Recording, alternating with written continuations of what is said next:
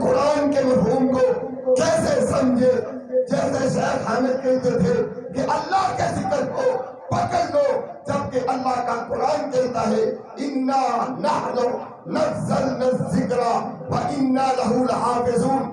ہم نے اس قرآن کو ذکر بنایا، اس قرآن کو نصیحت بنایا۔ یہ پورا قرآن اللہ کا ذکر ہے، یہ اللہ کا پورا قرآن اللہ کی نصیحت ہے۔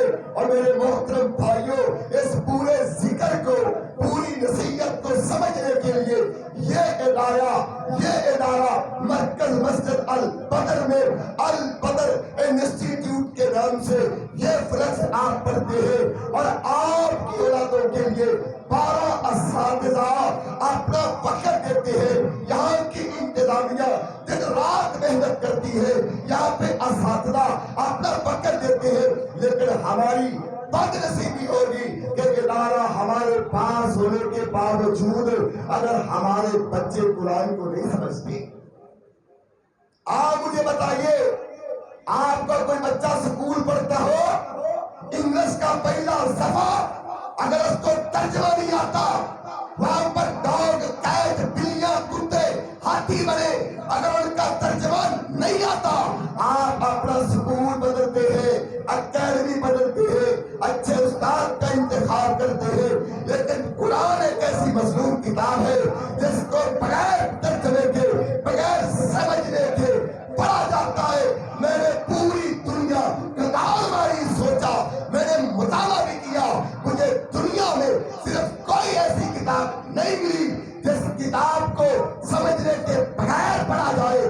انگلش کی بی اے کی کتاب اٹھا لو، کسی بی اے کے طالب علم کو کھڑا کر کے پوچھو کیا اس نے جو بی اے کیا، کیا اس نے بی اے کی کتاب کو بغیر سمجھنے کے پڑھا؟ یا آپ کے مجلس میں کوئی ایل ایل بی کر کے کوئی وکیل بیٹھا ہے، مجھے وہ بتائے اس کی لائبریری اس قوانین سے، انگریز کے بڑے قوانین سے اس کی پوری لائبریری بھری پڑی ہے؟ کیا کسی وکیل نے وہ پوری لائبریری کو جو انگلش میں لکھی ہے کیا بغیر سمجھنے کے پڑھ دیا؟ پوری ایک اللہ کی کتاب، اس کے مقابلے میں پوری لائبریری یاد ہے جو کئی قرآنوں کے مقابلے میں کتنی زیادہ تعداد میں زیادہ ہے، اور قرآن اس کے مقابلے میں ایک چھوٹی سی کتاب ہے جس کو اللہ نے خود کہا وَلَقَدْ يَسَّرْنَا الْقُرْآنَ لِلذِّكْرِ فَهَلْ مِن مُدَّكِرٍ۔ یہ ایک سورت کے اندر یہ ایک آیت 4 بار دہرائی گئی، اللہ نے 4 بار یہ بات کی ہے میں نے قرآن کو آسان بنا دیا۔ کوئی ہے سمجھنے والا؟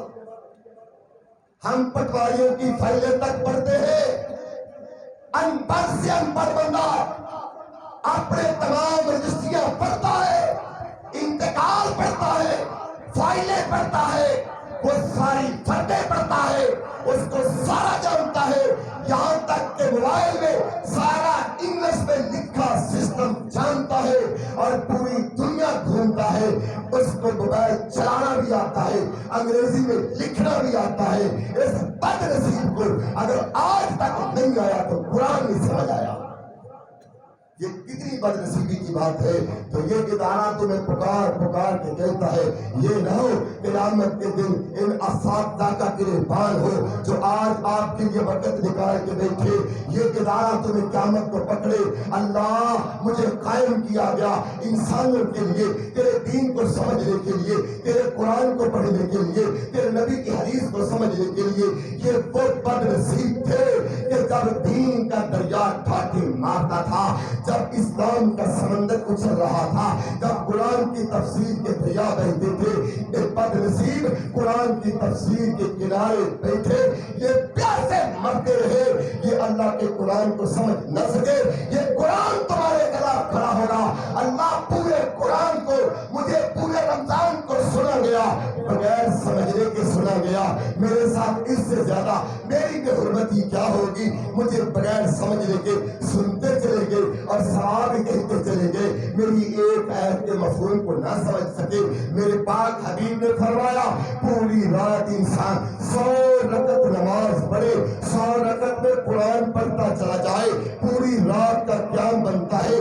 پوری رات 100 رکعت نماز پڑھے اور دوسری دوسری طرف ایک شخص اللہ کے قرآن کی صرف ایک آیت کو سمجھ لے، اس کی تفسیر کو سمجھے، اس کے مفہوم کو سمجھے، اس کے مطلب کو سمجھے، اس ایک آیت کے سمجھنے کو اور پوری رات والے قیام کرنے کو، جس نے پوری رات قرآن پڑھا تھا اس سے زیادہ پڑھا اور پوری رات پڑھا اور پوری رات ہی کھڑا رہا، اور یہ ایک شخص اس نے ایک آیت کو پڑھا اور چند گھڑی میں پڑھا اور پھر یہ سو گیا۔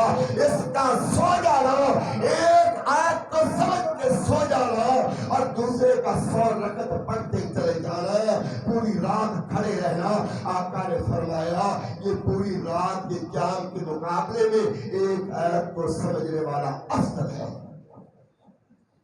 سمجھا قرآن کو؟ علماء بیٹھے پوچھ رہے ان سے، یہ میرے نبی کا فرمان ہے۔ اور میرے محترم بھائیو آؤ، یہ قرآن صدا دیتا ہے میرے ساتھ اتنی میری بے حرمتی نہ کرو، اتنی بے انصافیاں نہ کرو۔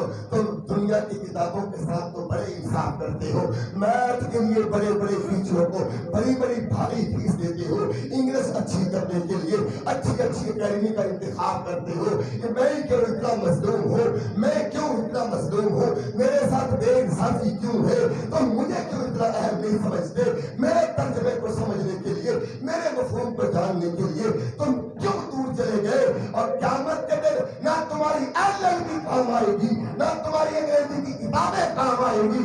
رب کعبہ کی قسم ہے، علماء کی مجلس ہے، قیامت کا دن ہوگا، رمضان قرآن دونوں کھڑے ہوں گے، یہی تمہارے سفارشی ہوں گے، جب تمہارا کوئی نہیں بنے گا، یہ قرآن تمہارا ہوگا۔